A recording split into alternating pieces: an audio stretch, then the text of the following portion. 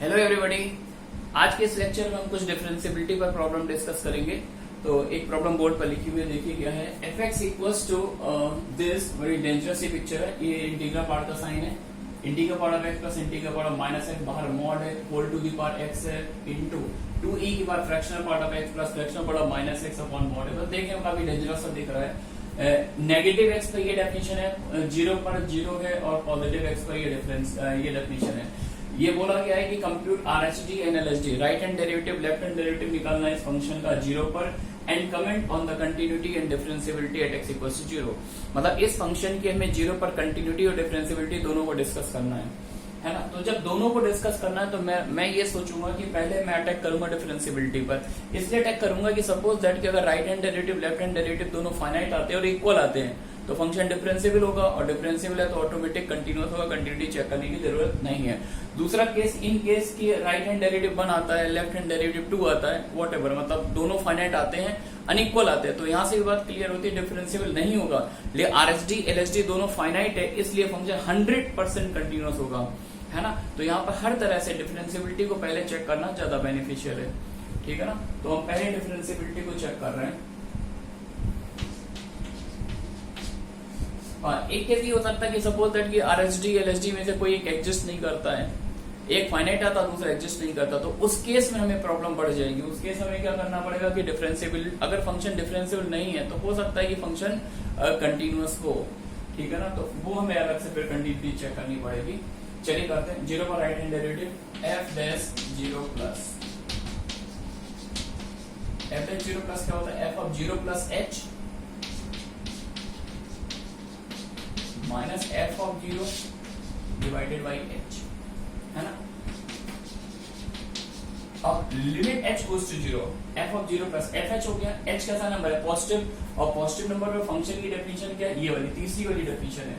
तो third definition में x के प्लेस पर एच डाल दो, तो एक्स के प्लेस पर एच डाल दिया, H into 1 minus E to the power mod H plus fractional part of H upon mod H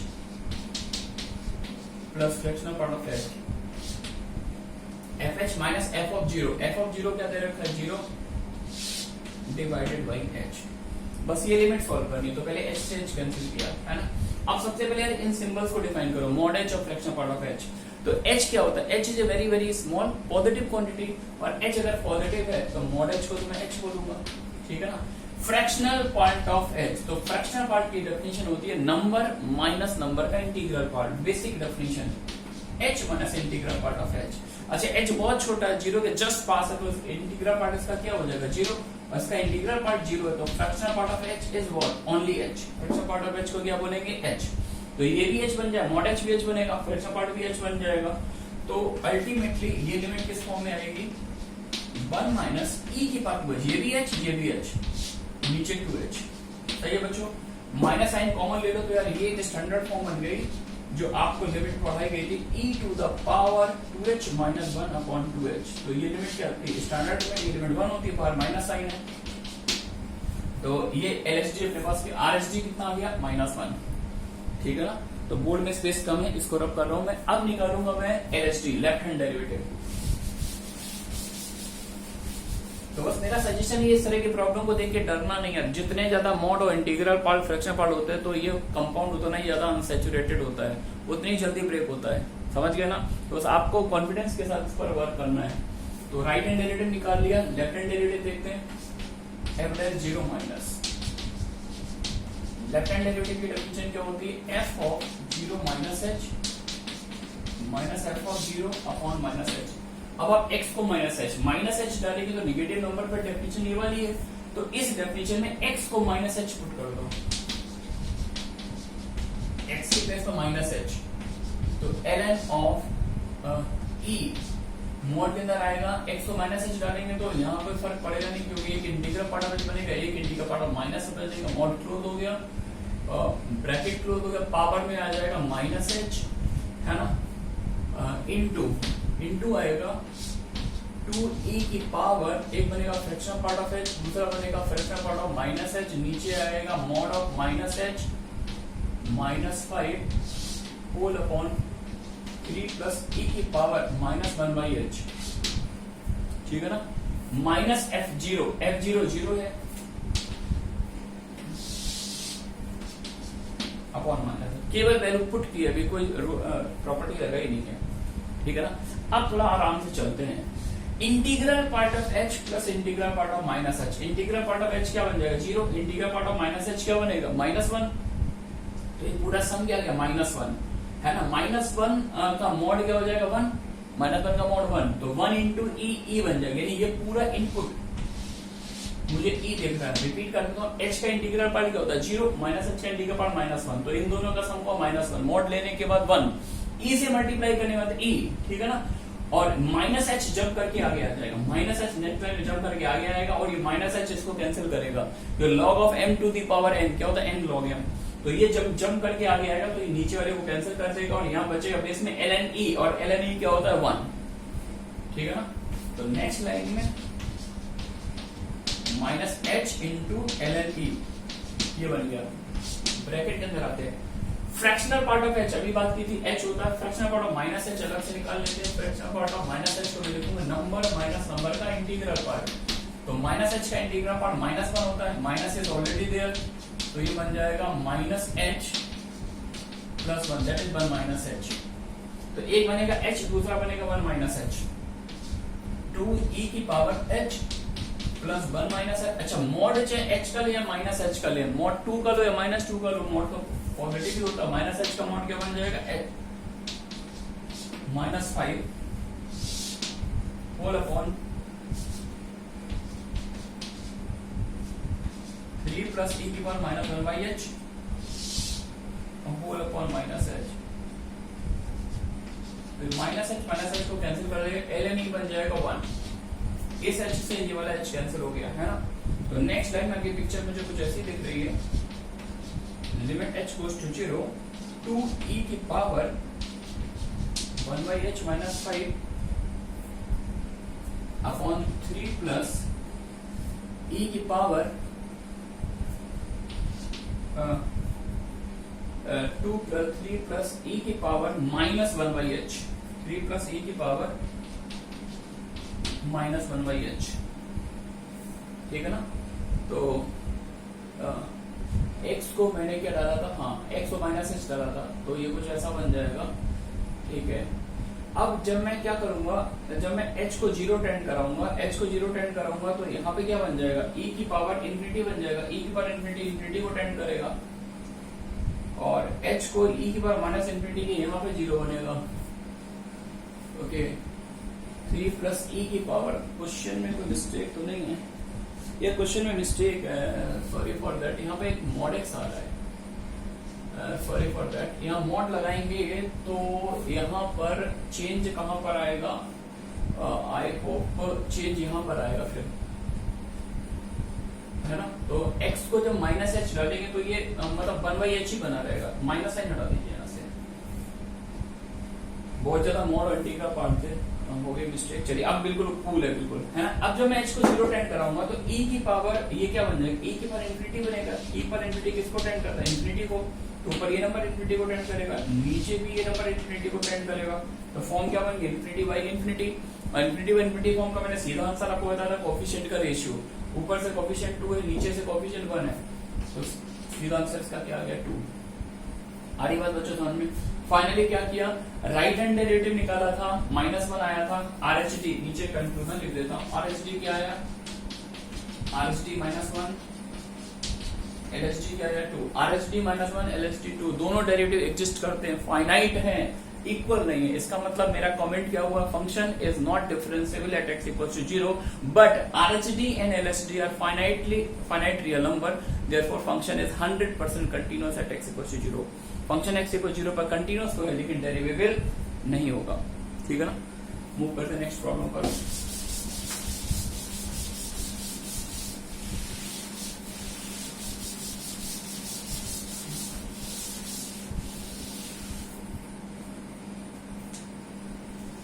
next question,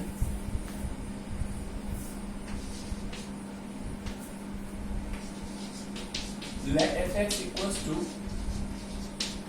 signum x, gx equals to x minus x square.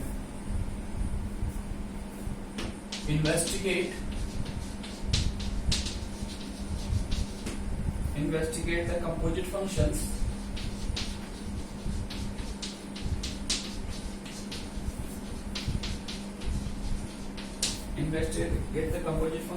f of gx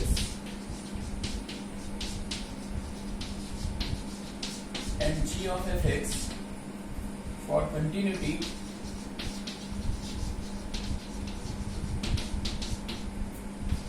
and डेरिवेबिलिटी। ये question है और दो function में दे दिया आपको, fx दे दिया, gx दे दिया। मेरा क्वेश्चन क्या है आपसे कि composite function f of gx और g ऑफ fx डिफाइन करो और फिर इनका कंटिन्यूटी डेरिवेबिलिटी को टेस्ट करो। तो पहले अपन क्या करेंगे, पहले अपन इन फंक्शंस को डिफाइन करते हैं। f ऑफ gx की डेफिनेशन क्या है? तो f of gx composite function को कैसे डिफाइन करते हैं? Use the definition of outer function. Outer function f की डेफिनेशन यूज कीजिए और f में जहां भी x आ रहा है उस x को gx से रिप्लेस कर दीजिए। Use the definition of outer function, बाहर जो फंक्शन है उसकी डेफिनेशन यूज करनी है और f की डेफिनेशन में जहां भी x दिख रहा है उस x को gx से रिप्लेस करो। तो x को gx से रिप्लेस करेंगे तो बच्चों क्या आएगा? Signum of gx। फॉलो कर रहे हैं आप लोग? अब यार कुछ नहीं करना, आप gx की डेफिनेशन लगा दो। Signum of x into 1 minus x square, इस नंबर का सिग्नम है ना। और सिग्नम फंक्शन की प्रॉपर्टी जानते हैं, पॉजिटिव नंबर का सिग्नम 1 होता है, नेगेटिव नंबर का सिग्नम -1 होता है, जीरो का सिग्नम 0 होता है। तो अपन इस इनपुट पर केस बनाएंगे। पहला case, if this quantity is positive तो सिग्नम मिलने पर क्या आएगा? 1। If this quantity is 0 then after taking signum it become 0 and if this quantity is negative, x into 1 minus x square is negative, then definitely signum लेने के बाद क्या आएगा बच्चों? -1। ठीक है ना। अब यार इस इनइक्वालिटी को सॉल्व कर लो। x into 1 minus x square positive बनाना है, यानी माइनस से मल्टीप्लाई कर लो। x into x square -1 negative बनाना है, इसके 3 रूट आ जाएंगे, -1 0 1। ये सब मेथड ऑफ इंटरवल जानते हो, राइट मोस्ट पार्ट क्या है? पॉजिटिव, फिर alternate, positive negative, positive negative. बच्चों सही है क्या? हमें नेगेटिव साइन चाहिए तो नेगेटिव कहां पर आ रहा है? -∞ से -1 में आ रहा है और 0 से 1 में आ रहा है। तो फाइनली f ऑफ gx की डेफिनेशन क्या आ जाएगी? f ऑफ gx आएगा 1। अच्छा, ये पॉजिटिव होने का मतलब साइन नेगेटिव चाहिए, कहां पर आ रहा है?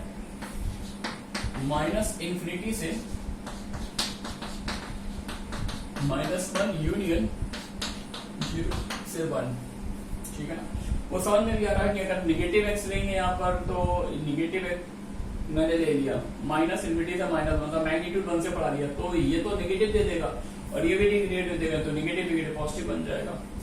ठीक है। अच्छा, ये 0 कहाँ पर होगा? 3 पॉइंट पर होगा, x = 0 1 और -1 पर, तो 0 वैल्यू आएगी। इसके अलावा हर पॉइंट पर बच्चे पॉइंट जहां पर पॉजिटिव वैल्यू आ रही है, x बिलोंग्स टू 1 से -1 से 0 यूनियन -1 से 0 यूनियन 1 से ∞। इसमें इसका साइन चेंज हो जाएगा तो वैल्यू लेने क्या आएगी? -1। तो this is the equivalent definition of f of gx, है ना। तो अगर आप इसके ग्राफ को देखें तो -∞ से -1, वैसे जरूरत नहीं है लेकिन फिर भी बना देते हैं। -∞ से -1, ये -1 ले लिया, ये 1 ले लिया, तो -1 के पीछे हर पॉइंट पर ग्राफ की कितनी आ रही है? -1, ऐसा कुछ चलेगा, है ना। और और 0 से 1 के बीच में भी हाइट कितनी आ रही है? 1 हाइट आ रही है। ठीक है ना, ऐसा कुछ है। -1 0 1 तीनों पर हाइट कितनी आ रही है? 0, यहाँ डॉट आ जाएगा। ठीक है। और उसके अलावा हर पॉइंट पे वैल्यू क्या आ रही है? -∞ से -1 में, सॉरी यार, -∞ से -1 में हर पॉइंट पर हाइट 1 आ रही है, -1 नहीं है, तो ऊपर आएगा।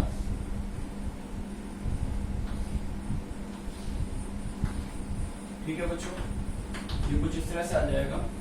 और -1 से 0 के बीच में हाइट -1 है,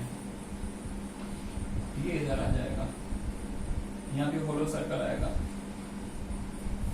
और 1 से इन्फिनिटी में दिया रहा है। तो मैंने कोशिश की ग्राफ को समझाने की। बच्चों देखिए, ये हाइट आपकी कितनी है +1 और ये कितनी है -1। तो फंक्शन के ग्राफ में 3 जगह जंप आ रहा, -1 0 और 1, -1 और 0 1 आ रहा है। तो f ऑफ gx, तो जहां पर फंक्शन के ग्राफ में जंप है वहां पर फंक्शन डिसकंटिन्यूअस है, और अगर डिसकंटिन्यूअस है तो 100% नॉन डेरिवेबल होगा, क्योंकि वहां पर कोई टेंजेंट लाइन ड्रॉ नहीं कर सकते। इनके अलावा जितने पॉइंट दिख रहा है वहां पे फंक्शन कैसा हो रहा है, कांस्टेंट फंक्शन है। कांस्टेंट फंक्शन है तो कंटीन्यूअस भी होगा और डिफरेंशिएबल भी होगा। आप जानते हैं हर कांस्टेंट का डेरिवेटिव क्या होता है, जीरो डेरिवेटिव एग्जिस्ट करता है। तो केवल f ऑफ gx की बात करें तो 3 पॉइंट आ रहे हैं। f of gx is discontinuous as well as non derivable at x equals to 0, -1, 1, ये 3 पॉइंट आ गए f ऑफ gx के।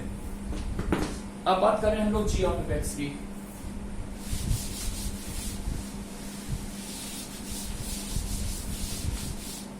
तो g ऑफ x की बात करें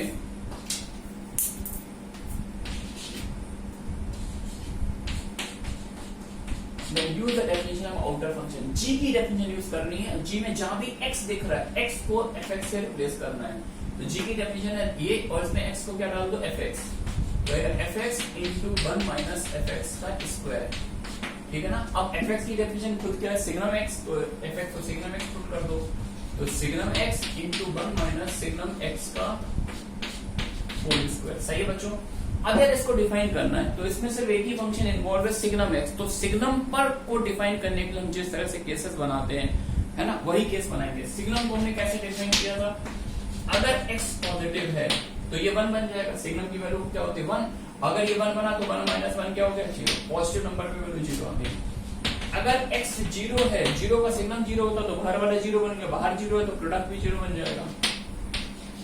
और x अगर नेगेटिव है, नेगेटिव नंबर का सिग्नम क्या होता है -1, सिग्नम -1 है तो -1 का स्क्वायर +1 होगा, 1 - 1 फिर से 0 हो गया। सही है क्या। तो ये डेफिनेशन आ गई g ऑफ x की। कैसी डेफिनेशन है, पॉजिटिव नंबर पर भी 0 है, नेगेटिव पर भी 0 है, 0 पर भी 0 है। तो g ऑफ fx क्या हो गया, g ऑफ x हो गया 0 फॉर ऑल x। तो अगर ये ऑलवेज 0 है तो ये कंटीन्यूअस भी होगा और डेरिवेबल भी होगा। ठीक है, चलिए नेक्स्ट प्रॉब्लम ले लेते हैं।